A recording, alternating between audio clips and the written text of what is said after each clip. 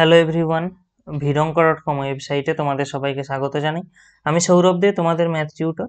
এখানে তোমাদের সঙ্গে যে প্রশ্নটি নিয়ে আলোচনা করব, দেখো আমাদের এখানে একটি অপেক্ষক দেওয়া আছে F of x.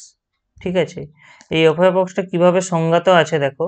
F of এক্সের মানটা দেওয়া আছে সাইন এক্স যখন -π/2 less than x less than π/2, এবং এর মান হবে মডিউলাস অফ cos x - 2 অন্যথায় বলতে মানে এই যে রেঞ্জ, এই রেঞ্জটা বাদ দিলে বাকি সমস্ত জায়গায় এই ভ্যালুটা হবে মডিউলাস অফ cos x - 2। তাহলে আমাদেরকে ইন্টিগ্রেশন নির্ণয় করতে হবে 0 to π fx dx। আচ্ছা, সেটার আগে একটা জিনিস জানা দরকার। দেখো মডিউলাস অফ cos x - 2, আমরা যদি এই মডিউলাসটাকে কিভাবে ভাঙতে পারি, এর ভ্যালু হবে cos x - 2 যখন cos x greater equal to 2, আর এর ভ্যালু হবে মাইনাস অফ cos x - 2 যখন cos x এর মানটা লেস দেন 2। এবারে একটা জিনিস লক্ষ্য করো, এই অংশটা cos x কি কখনো 2 এর থেকে বড় হতে পারে? যেটা কখনোই সম্ভব না। তার কারণ আমরা কি জানি, মডিউলাস অফ cos x এর ভ্যালু সবসময়ই হয় লেস দেন ইকুয়াল টু 1, অর্থাৎ এই কেসটা পসিবলই নয়। এই অংশটা আমরা লিখতেই পারবো না, শুধুমাত্র তার মানে এই অংশটাই পসিবল, অর্থাৎ মডিউলাস অফ cos x - 2 এটা বলতে সর্বদাই আমরা মাইনাস অফ cos x - 2 এই অংশটাকেই বোঝাবো। ঠিক আছে, তো দেখো এরপরে আমরা ডাইরেক্ট আমাদের ইন্টিগ্রেশনের ভ্যালুটা আছে, আমাদেরকে নির্ণয় করতে কত বলা হচ্ছে না, integration 0 to π f of x dx এইটা নির্ণয় করতে বলা হচ্ছে। তো আমরা দেখো অলরেডি আমাদের বলা আছে কি -π/2 থেকে π/2 পর্যন্ত একটা আলাদা ভ্যালু সাইন এক্স।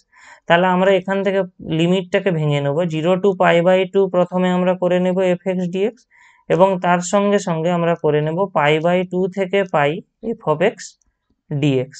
তো দেখো এখানে আমরা এবারে এফ এর মানগুলো বসিয়ে নিতে পারি। 0 to π/2 এখানে এর ভ্যালু আসবে সাইন এক্স ডিএক্স, এবং এখানে এই অংশটায় π/2 থেকে π এখানে ভ্যালুটা আমরা কত পাচ্ছিলাম, minus of cos x - 2 dx।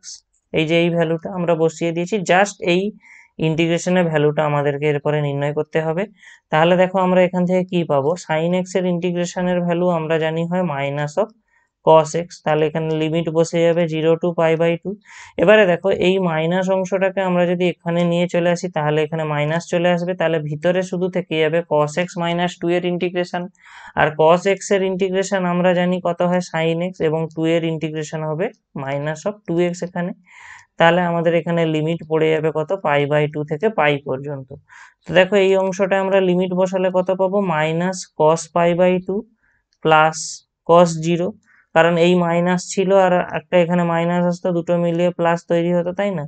তাহলে এটা হয়ে গেল cos 0 মাইনাস, আমরা যদি এখানে ভ্যালুগুলো বসিয়ে দিই দেখো কি আসবে, sine pi minus 2π minus sine π/2 plus 2 into π/2। তাহলে আমরা সমস্ত ভ্যালুগুলো বসিয়ে দিলাম, জাস্ট এবারে মানগুলো আমাদেরকে এখানে নির্ণয় করতে হবে। তো দেখো আমরা জানি cos π/2 এর মান 0 হয়, আর cos 0 এর মান কত হয় 1, তাহলে এখানে আসলো 1 মাইনাস সাইন π এর ভ্যালু আমরা কত জানি 0, তাহলে এখানে এলো 2π।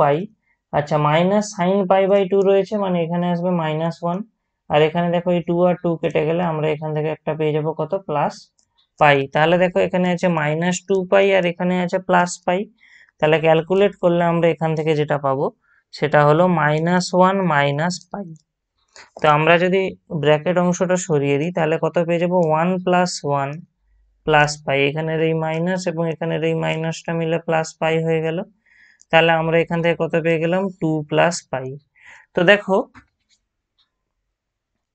এখানে আমাদের যে ইন্টিগ্রেশনের ভ্যালুটা নির্ণয় করতে বলা হয়েছিল সেটা হবে 2 + π।